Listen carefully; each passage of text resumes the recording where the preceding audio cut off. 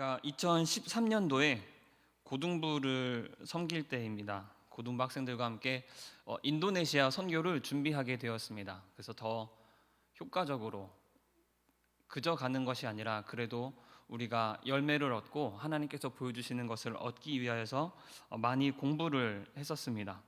어떤 나라인지, 소득이 어떻고, 지형이 어떻고, 또 문화가 어떤지, 음식은 어떤 음식을 먹는지 여러 가지를 살펴보았는데, 저는 특별히 역사에 관심을 가지고 어떤 역사를 가지고 있나 한번 살펴보았습니다. 모든 나라가 그렇듯이 지폐를 보면 그 나라의 역사를 엿볼 수가 있습니다. 인도네시아에서는 루피아라는 단위를 사용하고 있는데, 여러 지폐를 보게 되면 파티무라 대장, 또 팡어란 안타사리, 바다루딘 2세, 오토 이스칸다르, 웅우라라이, 여러 인물들이 담겨져 있는 것을 알 수가 있습니다. 우리가 이름은 생소하지만 이들 모두의 공통점을 발견할 수가 있는데, 인도네시아의 독립을 위해 네덜란드와 용감히 맞서 싸웠던 자들이라는 것입니다. 인도네시아는 네덜란드의 식민지로 무려 350년을 살았습니다. 우리나라는 일제 36년간 지배를 받았었지요. 그 짧은 기간임에도 불구하고 우리나라는 참 많이 피폐해졌고 많은 것이 바뀌었었습니다. 그런데 무려 350년 동안이나 지배를 받았었다라는 것입니다. 그렇기 때문에 화폐 대부분이 전쟁 영웅으로 새겨져 있는 것은 사실 그렇게 놀라울 만한 일은 아닌 것이지요. 그 민족들의 삶 속에 인도네시아인들의 그 삶과 역사와 그들의 DNA 가운데에는 치열한 전투와 전쟁이 있었던 것입니다. 인도네시아가 그런 삶이 있었다. 어떤 나라의 지배를 받았고 그렇기 때문에 많은 아픔이 있었다. 우리는 충분히 공감할 수 있습니다. 우리나라 역시 그런 삶이 있었기 때문에 인도네시아 사람들 가운데 마음이, 그들의 무의식 중에 무엇이 담겨져 있는지 우리는 그래도 조금은 알 수가 있는 것이지요.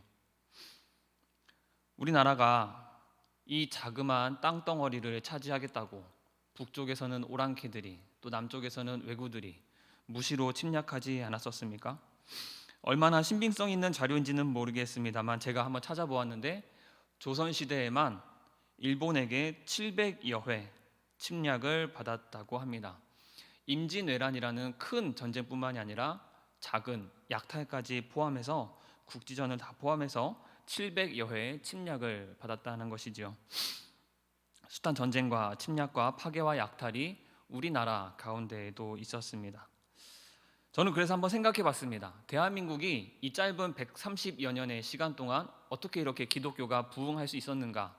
우리 민족에게 이런 아픔이, 어려움이, 약소국으로서 겪는 여러 고충들이 있었던 것이지요. 그리고 우리의 삶이 고스란히 유대인들에게도 적용이 되는 것입니다. 유대인들도 그 이스라엘한 땅덩어리가 위쪽으로는 바벨론, 아수르, 여러 거대한 나라들의 페르시아에 의해 침략을 받았고, 남쪽에서는 또한 애굽이 호시탐탐 기회를 노렸습니다. 그런 거대한 제국들뿐만이 아니라 또 주변에 암몬 족속, 아말렉 족속, 블레셋 족속, 여러 수많은 민족들과 항상 다투며 살았어야 했지요. 인도네시아나 대한민국이나 또 이스라엘이나 모두가 약소국으로 핍박당하고 괴롭힘당한 슬픈 시절이 있었다라는 것입니다. 그래서 우리 예수님께서 이 땅에 오심이 이스라엘 백성들에게, 또 우리 모두에게 위로가 됩니다. 누가복음을 보면 예수님께서 그 본인의 사명, 이 땅에 왜 내려왔는지, 하나님의 아들이 이 땅 가운데 왜 내려오셨는지 자신의 정체성을 말씀해 주고 계십니다. 누가복음 18절 19절을 보면 제가 읽겠습니다. 주의 성령이 내게 임하셨으니 이는 가난한 자에게 복음을 전하게 하시려고 내게 기름을 부으시고 나를 보내사 포로된 자에게 자유를, 눈먼 자에게 다시 보게 함을 전파하며 눌린 자를 자유롭게 하고 주의 은혜의 해를 전파하게 하려 하심이라 하였더라. 나와 있습니다. 가난한 자에게 복음을 전파하고 눌린 자를 풀어주고 억압된 자를, 갇힌 자를 자유롭게 하는 것, 그것이 바로 우리 예수님의 사명이었다라는 것입니다. 이 말씀 본문이 그저 약한 자들, 소외된 자들, 소수의 인권을 잃은 자들을 위해서만 예수님께서 오셨다라고만 이해할 것이 아니라 결국에는 이스라엘 백성들을 위해서 그렇게 험난한 치열하고 또한 서러운 삶을 살아야 했던 이스라엘 백성들을 위로하기 위하여서 그들을 억압에서 풀어주기 위해서 우리 주님께서 오셨다라고 볼 수가 있겠습니다. 예수님께서 이 말씀을 전하실 그때 가난한 자에게 복음을 전파하고 억눌린 자를 건져주기 위해서 내가 왔다, 이 말씀을 전하실 때 유대인들은 참 암담하고 암울한 상황 가운데 있었습니다. 우리가 가진 성경에서는 나오지 않습니다. 그런데 가톨릭 성경을, 천주교 성경을 보면은 말라기와 마태복음 사이에 어떤 일이 있었는지, 그 400년의 공백기 동안 어떤 일이 있었는지 천주교 성경에서는 잘 알 수가 있습니다. 우린 그걸 외경이라고 부릅니다. 천주교에서 택하고 있는 그 성경 몇 가지를 외경이라고 부르고 있는데 그 중에 마카베오라고 불리는 성경이 있습니다. 그 마카베오 성경 속에는 이스라엘 백성들이 얼마나 치열한 전투를 벌였어야 했는지가 나오고 있는데요. 잠깐 동안 역사 공부 시간을 갖도록 하겠습니다. 전 세계 지금까지 인류의 역사 가운데 가장 많은 땅을 차지했던 왕이 누군지 아십니까? 힌트를 드리자면 아리스토텔레스가 스승이었습니다. 바로 알렉산더 대왕이지요. 알렉산더 대왕은 그 젊은 나이에 역대 가장 많은 영토를 차지했습니다. 그런데 그가 돌연 죽음을 맞이하고 말지요. 그리고 나서 알렉산더의 사후에 분열이 됩니다. 네 왕조로 쪼개지게 되는데 이집트는 프톨레미 왕조가 차지하게 되고 또 셀류코스, 안티오코스라는 여러 왕조가 생기게 됩니다. 이스라엘은 처음에는 아까도 말했다시피 바벨론이나 아수르, 페르시아의 지배를 받았는데 그 후에는 이제 알렉산더 대왕의 그 마케도니아의 지배를 받게 되죠. 그런데 알렉산더가 죽고 나서는 또 셀류코스 왕조의 지배를 받게 됩니다. 그런데 그 지배하는 민족들이 아주 강압적이고 파괴적인 통치 정책을 펼쳤습니다. 그래서 경제적으로, 특별히 종교적 탄압이 무시무시했습니다. 그래서 마카비 형제들이 분연이 일어나서 그들에게 저항하기 위해서 전투를 벌였다라는 것입니다. 혁명을 벌였습니다. 혁명이 성공을 하지요. 그래서 좀 숨을 좀 돌리나 했더니 다음에 그 세계의 패권을 장악한 나라가 어디입니까? 로마입니다. 또다시 로마의 지배를 받아야 하는 참담한 순간이 이어지게 되는 것입니다. 무수한 시기 그 역사 속에서 이스라엘은 늘 누군가에게 지배를 당해야만 했습니다.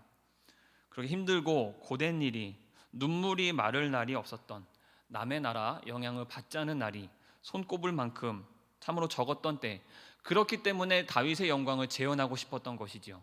우리나라가 옛날에는, 라떼는, 왕년에는 우리가 이렇게 잘 살았는데 그 옛날을 자꾸만 꿈꾸고 있었던 것입니다. 그리고 메시아가 나타나기를, 그래서 지금의 이 비명과 울음소리와 통곡이 그치기만을 바랬습니다. 그 가운데 우리 예수님께서 나타나셨습니다. 그분은 그저 빛이었습니다. 어두운 가운데 나타난 한 줄기 빛이 이스라엘 백성들에게 조명이 된 것이지요. 그래서 모두가 생각했습니다. 이 아픔을, 이 고통을 저분이 해결해 주시리라. 우리를 구원할 메시아가 바로 저분이다. 사람들은 난리가 났습니다. 그리고 우리 주님께서도 출사표를 던지셨습니다. 나는 가난한 자에게, 억눌린 자들에게 자유와 은혜의 해를 전파하려고 나는 이 세상에 왔노라 말씀하셨습니다. 그런데 우리 예수님의 사역을 자세히 들여다보면 어떻습니까? 제가 전에도 말씀드린 적이 있었는데 우리 예수님께서 로마의 반기를 들기 위해서 칼을 빼드셨습니까? 아닙니다. 아니면 모여드는 사람들을 관리하고 체계적인 시스템을 만들고 조직적으로 저항하셨습니까? 그것도 아닙니다. 아니면 로마 정부에 공식적인 선언문을 보내고 항의하였습니까? 그렇지 않습니다. 우리 예수님은 정부나 나라의 앞날이나 또한 이 백성들이, 이 민족의 부흥을 위해서 우리 주님은 일하지 않으셨습니다. 우리 주님의 관심이 어디에 있으셨습니까? 우리 예수님은, 오늘 본문 말씀을 다시 한번 읽도록 하겠습니다. 에베소서 6장 12절에 우리의 씨름은 혈과 육을 상대하는 것이 아니요 통치자들과 권세들과 이 어둠의 세상 주관자들과 하늘에 있는 악의 영들을 상대함이라. 로마를 두려워할 것이 아니라 우리에게 더 크나큰 싸움의 상대가 대적이 있다라는 것입니다. 어둠의 세상 주관자들, 하늘에 있는 영들, 한마디로 사단을 우리는 경계하고 그들과의 싸움에서 이겨야 함을 우리 주님은 말씀하셨습니다. 우리를 죄에 빠뜨리고 영생을 얻지 못하도록 지금도 호시탐탐 기회를 노리며 간계를 꾸미고 있는 그 사단들, 그들과의 싸움에서 이겨야 함을 우리 주님은 알고 계셨고, 또한 그 일을 위하여서 그 공생의 기간 동안 사람들을 가르치시고 복음을 전하시고 그들을 일깨워 주셨습니다. 여러분, 사단들의 계략이 어떻습니까? 그들의 하는 일이 어떻습니까? 로마 시대, 일제강점기 시대, 어떤 민족이 어떤 민족을 지배하는 그런 일들, 칼과 총으로 생명을 위협하는 것보다 더 크고 무서운 일이 무엇입니까? 바로 우리의 영혼을 해하려 하는 자들, 우리를 저 어둠의 스올 가운데, 죽음 가운데, 파멸의 구렁텅이로 몰아넣으려고 하는 그 어둠의 권세들과의 싸움에서 우리는 이겨야만 하는 것이지요. 무엇이 더 급한 일입니까? 어떤 것이 더 우리에게 지금 중요한 비중을 차지합니까? 우리가 어디에 더 시간과 정성을 들여서 위험에서 벗어나야 하겠습니까? 예수님은 그것을 알고 계셨습니다. 로마의 지배를 받는 것도, 지금 거기서 벗어나야 하는 것도 중요하지만 우리가 더 큰 지배, 우리 정말 본질적으로 근원적으로 우리가 벗어나야 할 것이 있는데, 그것은 바로 사단의 권세에서 벗어나야 한다라는 것입니다. 그래서 오늘의 제목을 우리의 씨름은이라고 지어봤는데요, 우린 지금 아직도 전쟁 한가운데 있다라는 것입니다. 총성이 울리는 피 튀기는 싸움이 아니라 영적인 싸움 가운데 있습니다. 우리는 그 싸움 가운데서 이겨야 합니다. 결코 무너져서는, 뒤로 물러나서는, 쓰러져서는 안 됩니다. 우리는 반드시 그 싸움에서 이겨야만 합니다. 마귀들의 전략이 어떻습니까? 사람들의 마음을 유혹하고 정신을 빼앗고 혼란스럽게 하는, 날마다 우리를 예수님으로부터 조금 더, 아주 조금이라도 멀어지도록 하는 그들의 계략은 어떻습니까? C.S. 루이스라는 변론가가, 사상가가 있습니다. 그가 스크루테이프의 편지라는 책을 저술했는데요, 그 책을 보면 마귀와 악한 영들이 어떻게 우리를 혼란스럽게 하고 죄에 빠지게 하는지 잘 나와 있습니다. 거기 등장인물인 스크루테이프, 즉 악마, 마귀의 발언을 한번 들려드리도록 하겠습니다. 누군가 하나님께 가까이 가려고 하면 논증을 사용하여 방어하려 하지 말고 눈에 보이는 급한 일, 예를 들면 점심을 먹는 것과 같은 일로 일단 그의 생각의 흐름을 끊어라.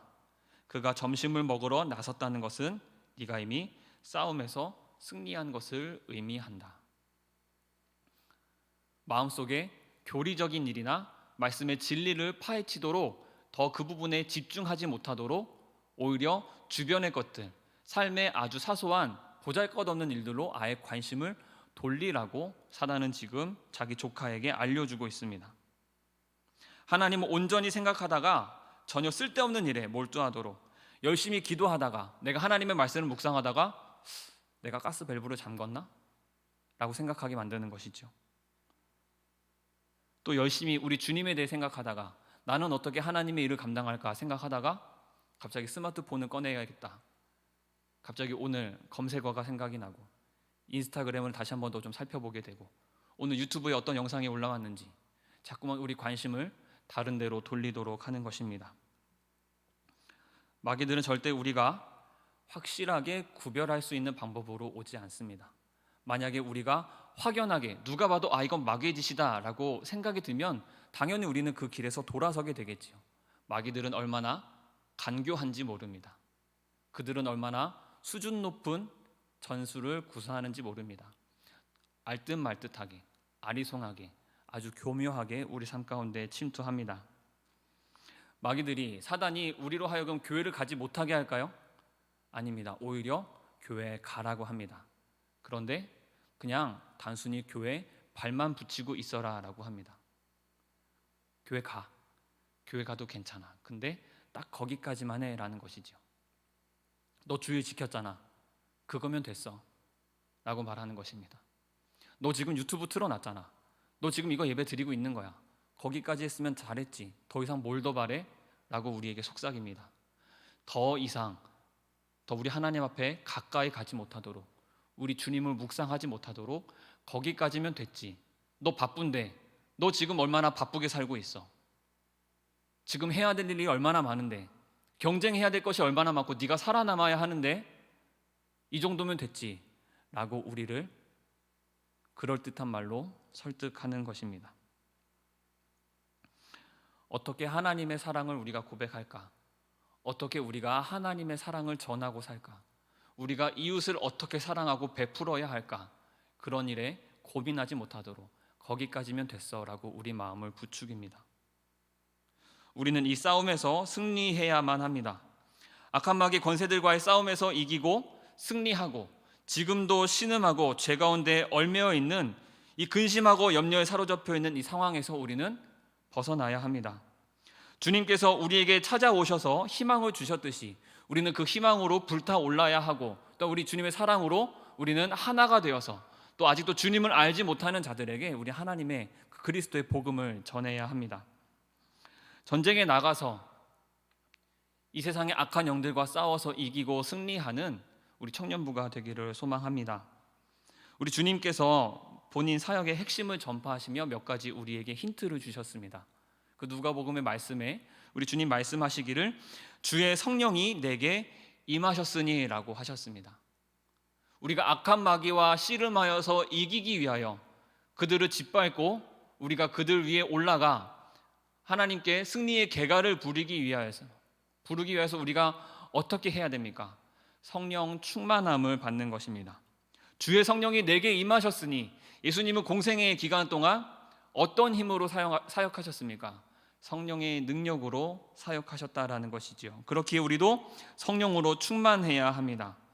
그렇다면 성령 충만한 자는 대체 무엇이 다른 걸까요? 우리가 매일 입으로 되뇌이지 않습니까? 우리는 성령 충만해야 됩니다 라고 입버릇처럼 말하곤 하는데, 그렇다면 정말 우리가 성령 충만하기 위해서 무엇을 해야 할까요? 특별히 분별력을 가져야 하겠습니다. 통찰력을 가져야 하지요.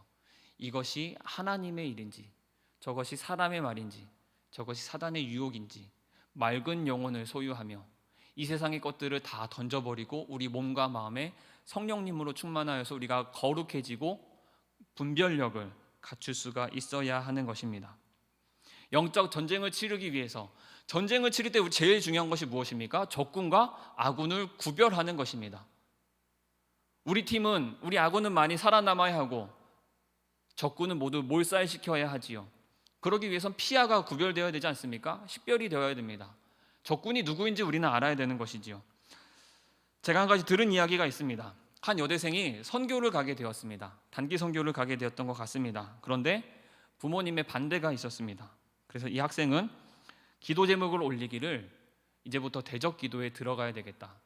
그런데 부모님을 향하여 대적 기도를 하겠다라는 것입니다. 언뜻 보면 굉장히 영적으로 무장되어 있는 것 같지만 굉장히 위험한 생각이 아닐 수가 없습니다. 부모님에게 대적 기도를 한다는 건 뭡니까? 지금 누가 적이라는 것입니까? 우리 부모님이 나의 적이라는 것입니다. 부모님이 하나님 편에 서 있지 않다라는 것이죠. 이것은 굉장히 위험한 생각입니다. 사단은 사람의 마음과 생각을 유혹합니다. 가정은 하나님께서 허락하신 것이지요. 무슨 일이 있더라도 우리 가정은 지켜야 합니다. 하나님은 가정을 통해서 역사하십니다. 그래서 우리는 늘 가정을 지키기 위해서 노력해야 됩니다. 그런데 잘못된 생각을 심는 것이지요. 부모님이 너 성교 가지 못하게 하네?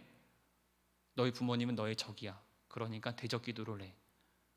그렇게 갈등과 분열을 조장하는 것입니다. 또한 어떤 청년이 저에게 하소연을 한 적이 있습니다. 고등부 교사였는데 그가 어느 날 저에게 찾아와서 어머니가 나에게 이런 말을 했다라는 것입니다. 어머니가 대뜸 아들을 향하여 사단아 물러가라. 그 말이 너무나 충격적으로 다가와서 저에게 하소연했습니다. 물론 그 어머니께서 어떤 뜻으로 그 이야기를 전했는지 너무나 잘 알지요. 아들이 못마땅했겠지요. 좀 더 하나님 곁에 가야 할 텐데 하나님 말씀과는 전혀 상관없는 것처럼 살아가다 보니까 그 아들에게 내뱉은 말이 사단아 물러가라 였다는 것입니다. 좀 더 정확하게 올바르게 그 기도를 고치면 어떻게 해야 할까요? 나의 아들을 혼란스럽게 하는 사단아 떠나가라 라고 해야지요. 그런데 그저 대적 기도를 한답시고 아들을 향하여서 사단아 물러가라, 그 말은 마치 내 아들이 사단이라는 것 아니겠습니까? 그 아들이 더 교회 가까이 나아가겠습니까? 아니면 저렇게 엄마를, 나의 어머니를 나로 하여금 사단이라 부르게 만든 그 교회에 대하여서 더 악감정을 품게 되겠습니까? 우리는 분별력이 있어야 합니다. 적이 누군지, 아군이 누군지 알아야 전쟁이 가능합니다. 우리 예수님께서 귀신을 물리치실 때 분별력을 사용하셨습니다. 군대 귀신이 있었습니다. 힘이 어마어마하고 그 기세가 엄청나서 아무도 어쩌지 못하고 쇠사슬에 묶어두었던 그 군대 귀신이 있었는데 그가 무덤에서 부르짖을 때 우리 예수님께서 말씀하십니다. 더러운 귀신아, 그 사람에게서 나오라 라고 하셨습니다. 그 사람을 향하여서 이 사단아 물러가라, 썩 꺼져라 라고 하지 않으시고, 사람에게 귀신아 사단아 라고 말씀하지 않으시고 더러운 귀신아 그 사람에게서 나와라 라고 하셨습니다. 우리는 그런 대적 기도를 할 수 있어야 되겠습니다. 사람을 향하여서가 아니라 나를 못살게 굴고 나를 핍박하고 나를 걸려 넘어지게 하는, 뭔가 내가 마음에 안 드는 것 같은 그 사람이 있을 때 그 사람을 향하여서 대적할 것이 아니라 그것은 오히려 사단이 좋아하는 것이지요.